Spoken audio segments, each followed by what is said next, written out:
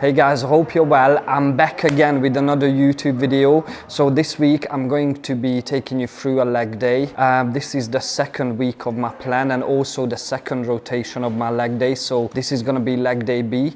There's no squats in this one, so I'll be taking you through some RDLs. I've got leg presses and I'm gonna be using a lot of tempos. You will see me, not lifting as super heavy because my plan consists a lot of volume. And when it comes to volume, obviously my rest period is going to be a lot shorter than usual, therefore I won't be able to lift as heavy weights, but I'm sure I'm going to sweat like an animal, like I always do. I'll be taking you through a really good session. As you see it, I'm on my own today, so Danny's not here, but I'm sure I'm still gonna have a lot of fun. So how I'm feeling so far, in the first week I've dropped 2 kilograms. I feel really lean already, to be honest, but I know it's just an illusion. I have to go through the next 11 weeks. To be fair, the first week was really easy when it comes to like hunger or stuff like that. I stuck to the same foods every single day all week. I think my calories were about 2,300, about 300 grams of carbs, 200 protein and about 50 fats, but I did feel a lot weaker when it comes to my training sessions, because I'm used to eating about 500-600 grams of carbs a day, even though you can't see it on me simply because of my job, doing 40 PT sessions a week, and I'm just naturally a hard gainer, if you can say something like this. But what I'm gonna do this time is literally just follow through this, go through, see how lean I can get, and then I'm gonna go into a very long bulk season, which will probably be, I don't know, 5, 6, 7 months, we'll see. But as I said in the last video as well, I really want to get to some physique that I've never been in before. Even if it involves 8% body fat, 7% body fat, I'm gonna try to get that, because I do watch a lot of competitors. It never came to my mind that I'm gonna compete, but I do want to see what these guys go through and if I can actually do it, and then we'll see what the future brings. Also, I know this transformation will help me a lot when it comes to my own discipline. I'm quite a disciplined person anyway, but when it comes to taking my physique to an extreme level, I know I will have to take my habits to an extreme level, which will help in the future, when it comes to business, just relationships, anything, to make sure I stay disciplined as well as obviously enjoy life at the same time. Anyway, if you haven't seen my previous YouTube video, please go and watch it. It was a push day just in this gym as well. So every Sunday, because I work here, I can just hire the gym so I can train, record, so there's no other people being distracted or feeling anxious about the camera around, so we can have a really good session here.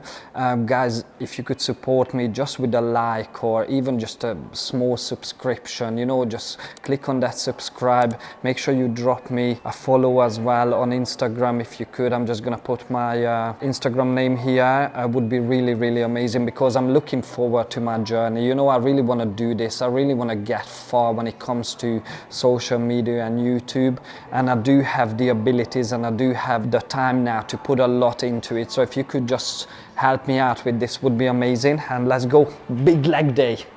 Here we are, starting off with some hamstring curl. The main compound on the hamstring and glutes today going to be RDL. Obviously, before you going into the compounds, before I go into the compounds, because you can set up your sessions however you like, whatever suits you the best. Before, as I said, I go into the compounds, I do like to warm up on some isolation. Even if I'm starting with squats, I do some leg extensions before the RDLs. I'm gonna be doing lying hamstring curls. I've got seated hamstring curls in my plan, but unfortunately I don't have access to it, so I'm gonna start with lying hamstring curls. I've got 3 sets here, making sure that I'm keeping the volume high, get some blood into those hamstrings, make sure I'm ready for the main set. Right, so I've got 2 warm-up sets, and as I said, 3 working sets here. Make sure I'm feeling the muscle properly. Guys, do you see on the way down here, make sure you don't let your back round, okay? This is where you have to make sure you keep the stability in the core and push your hips onto the pad. If there's a slight glute raise on the way up, that's fine, but on the way down, make sure you breathe in. feel the contraction and don't let the background, okay? Because that's where you start picking up back injuries, of course.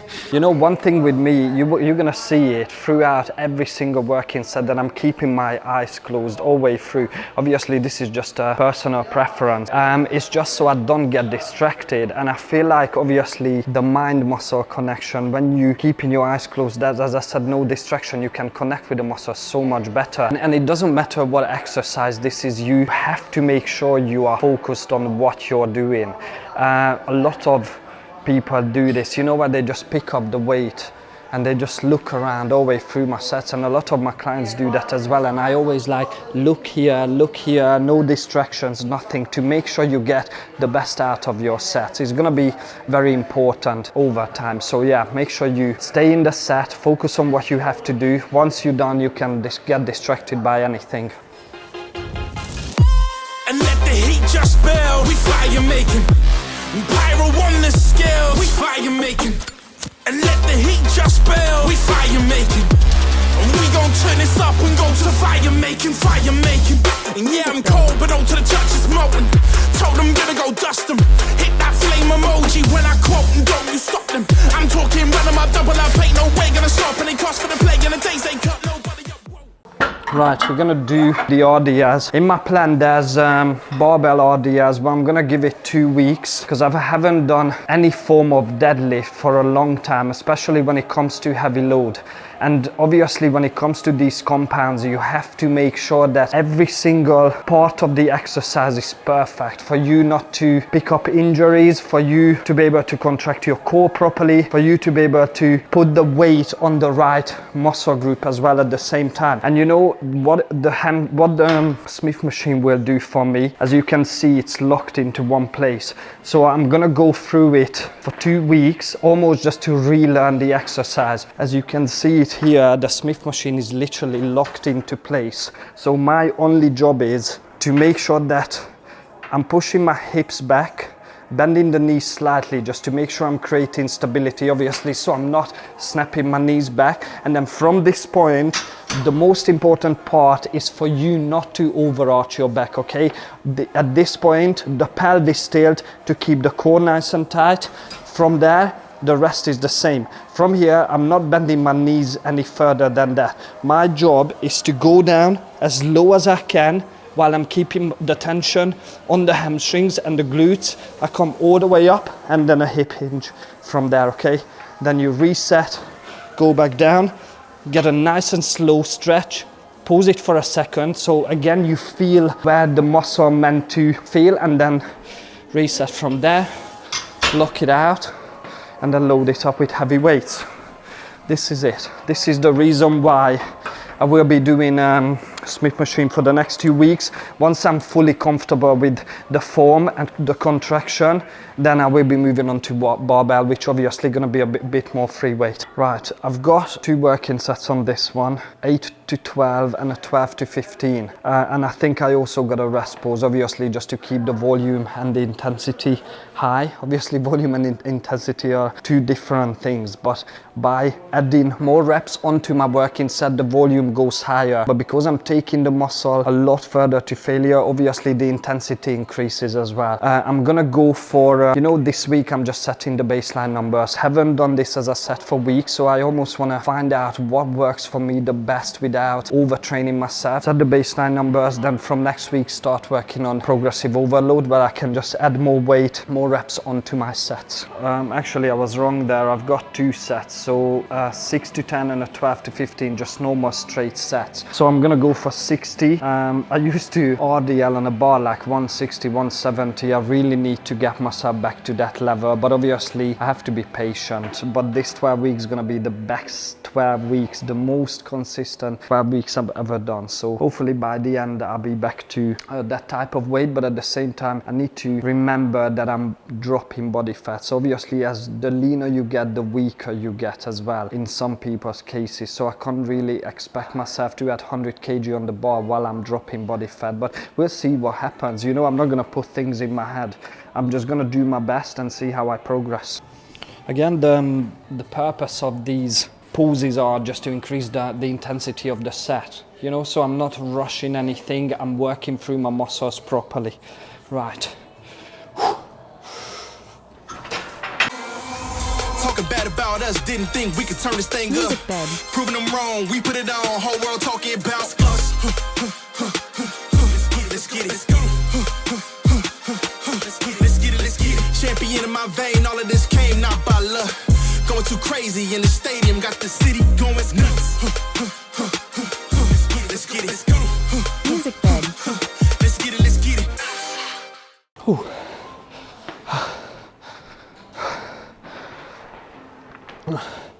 Wasn't too bad, actually. You see, this is the importance of, again, that first warm-up set.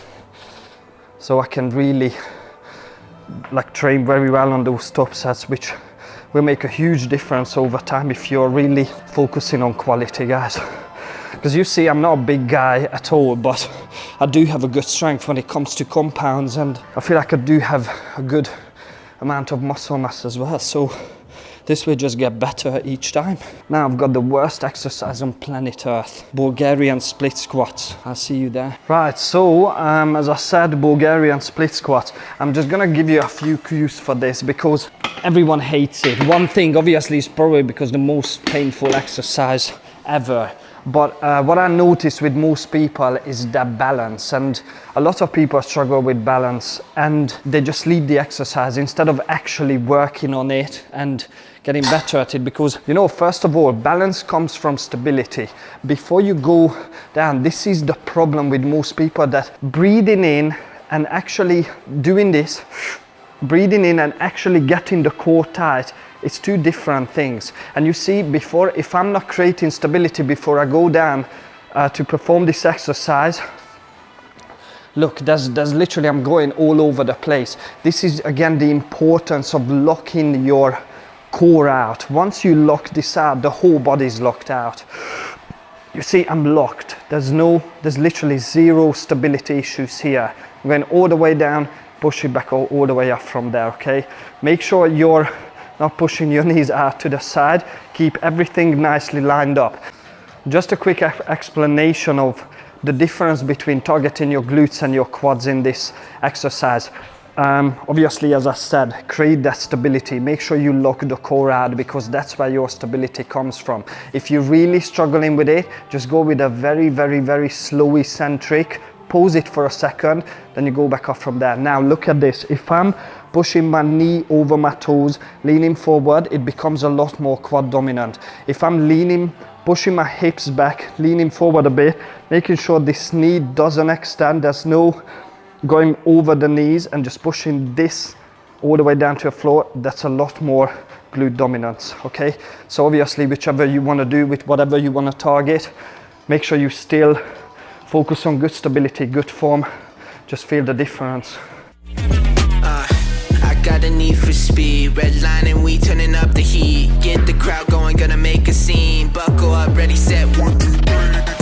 Born of a different breed, next level, I'm in a whole new league. I'm making moves like you won't believe. I'm sorry, you can't compete. Music bed. Watch out, better make room, room. Pedal to the floor like vroom, vroom. Sub in the back like boom, boom. Can't stop me, what you gonna do? Gonna hear me going zoom, zoom, zoom, zoom, zoom, zoom. Can't stop me, zoom, zoom, zoom, zoom. I know I'm being a bit dramatic, but still haven't done this. If you can walk after your split squats, you didn't do them right. I've got the higher rep set, so I'm going for 12 to 15, drop straight into body weight, leave 2 reps in reserve, okay? So I'm not gonna be taking it to absolute failure. So reps in reserve means you stopping before you failure. You leaving your repetitions in reserve for next week or for the next session or for the next set. That obviously your coach will tell you, but that's the purpose of it, you know, so you can recover from it, because it's a new plan for me. If I took everything to failure from week 1, you know, it would take me like 5 days to recover. Because I'm using higher sets, higher rep ranges, which is obviously a lot more volume to recover from. Leaving reps in reserve, then the second week you can take it to failure, then obviously work on progressive overload from there. You know, guys, what happened as well is we came here for 5 to record, and someone higher at the gym.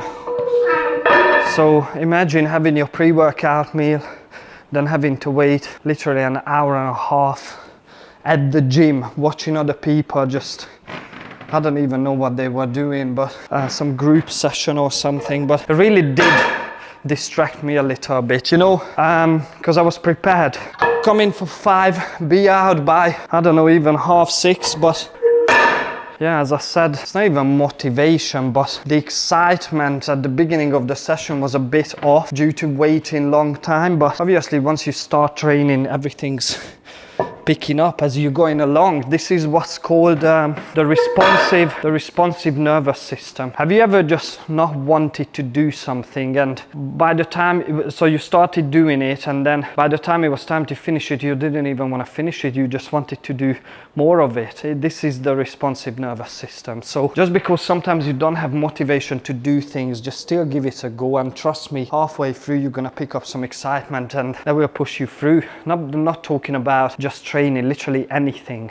I'm gonna go for 4 plates, only 6 reps here. You see, so I've got, probably I'm gonna go for 7, 8 plates now. That 10 plates was 4 weeks ago when my carbs were 600 grams a day. You know, those carbohydrates really does make a big difference, because I see a lot of people trying to grow, but they don't eat enough. And this is the case with most people. If you're not growing, either you're training like a pussy or you don't eat enough, or both. I see guys here as well. This is the stability I'm talking about. Look at this. Look at this, I'm so cool. But I mean like the stability, the core stability, and you have to pull yourself onto the machine. You can't just pick up a weight and then start pushing it.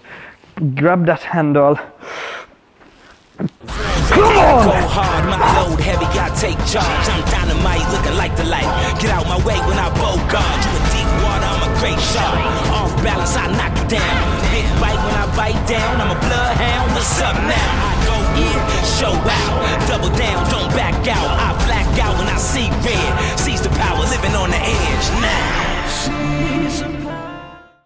Guys, this was my leg day. I really hope you enjoyed it. I really hope you learned something from it, and I could teach you something maybe you didn't know about, and you can put it into your own training session. And let me know if there's anything you want to hear from me, anything you want to see from me.